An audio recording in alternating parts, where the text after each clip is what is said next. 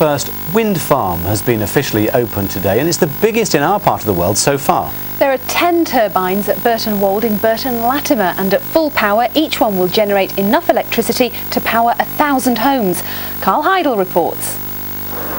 If you're watching in Kettering, this is what's keeping your lights on tonight. The wind farm on the edge of Burton Latimer was switched on today.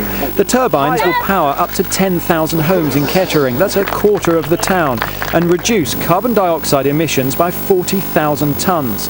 That's equivalent to taking 25,000 cars off the road. But as always, people are split on whether they love them or loathe them. I don't think they're very attractive. I think they're quite an eyesore. I just think they ruin the countryside. I really like them. I know that some people think they're an eyesore, but I like them myself, and I think they're really good for generating electricity. It's going to be better. It's going to be better for the environment, even if they do look a bit big. And there's no missing these turbines. They can be seen from miles away. From the base to the very tip of the blade, they stand 100 metres tall. And each one can produce enough electricity to power up to 1,000 homes. But when there's no wind, it doesn't produce any electricity at all. And it's that what critics say makes wind energy unreliable and inefficient. Because they only work intermittently, they require backup from conventional power stations. The turbines only produce around 25% of their potential output, and means the actual saving in greenhouse gases is far less than it could be. There's no dispute about the CO2 emissions that it's saving. This is green energy, it's renewable energy, there's no fossil fuel, the energy is free. Bottom line is wind energy is part of a balanced energy portfolio.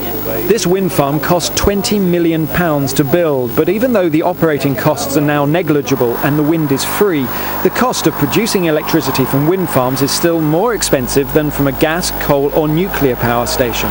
In fact, according to the Royal Academy of Engineering, it's almost twice the cost. Every new technology needs some incentives to get it off the ground. The coal industry did, the nuclear industry did, wind farms and other renewable technologies need that to kickstart it. Over time, those assistances will fade away. This wind farm is the largest in our region and is the closest one to London. The UK wants to provide 10% of its energy supply from renewable energy sources by 2010, and wind is going to be the biggest contributor to that target. In fact, in 4 years' time, it's predicted 3 million homes will be powered by wind energy, and Kettering is doing its part for the environment.